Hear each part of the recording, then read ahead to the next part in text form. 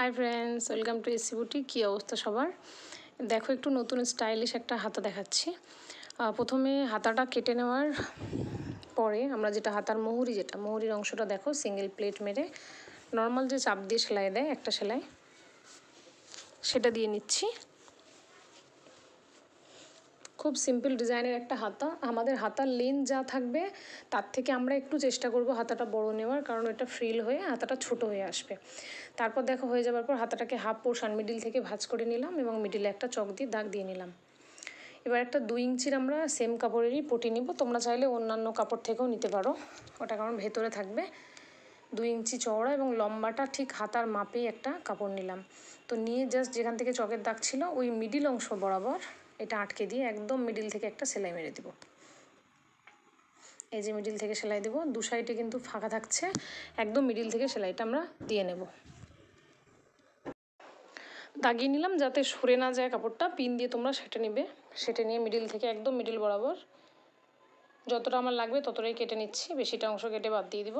এবং নিচের অংশটা দেখো ভেতর থেকে একটু মুড়ে নিব, ফিনিশিংটা যাতে ভালো আসে। একটু মুড়ে নিব, একটু ছোট নিব, একদম সেম বরাবর নেব না, তার থেকে একটু ছোট নেব যাতে দেখা না যায়। একটা সেলাই হলো, মোট 3টে সেলাই হবে। এবার দেখো তার একদম ধার থেকে একটা সেলাই হবে, ওখানে মোড়ামুড়ি কিছুই করব না, জাস্ট প্লেন ওখান থেকে একটা সেলাই দিয়ে দিব। সেকেন্ড সেলাই, থার্ড ওই সাইডটা লেফটটা করলাম। এবার দেখো রাইট সাইডটা সেম প্রসেসিংয়ে দেখো রাইট সাইডটাও সেলাই দিয়ে দিলাম।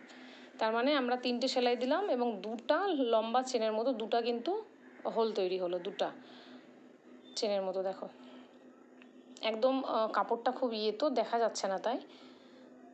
এবার দেখো আমরা যেহেতু আমাদের ইয়েলো কালারের ওর প্যাটার্ন ছিল একসঙ্গে, তো কম্বাইন্ড করা, সে সেম আমরা কমলা টাইপের কালারের ডরি তৈরি করে নিয়েছিলাম। এবং ডরিটা আমি মোহরির দিক থেকে ঢুকাচ্ছি, সেফটি পিন লাগিয়ে ডরিটা পার করে নিয়ে একদম যেটা আমাদের আর্মের কাট দেওয়া আছে ওখান থেকে বার করে নেব।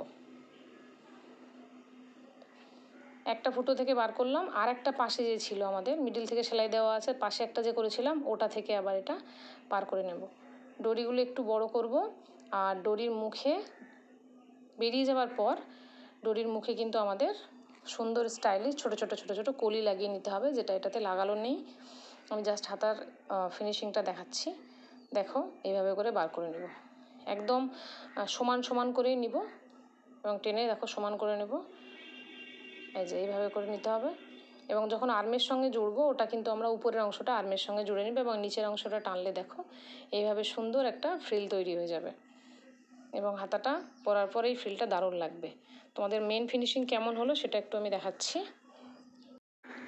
দেখো এইভাবে রেডি হওয়ার পর এইভাবে কুচি পরে থাকবে এবং দেখো ফ্রিল আমরা দিয়েছি ছোটো কলি। তো এটা আমাদের অনেক রকমের তৈরি হয়েছিল, এটাতে আমরা দিয়েছিলাম এইভাবে লেস। তো কেমন লাগলো ভিডিওটা জানাবে। Thank you.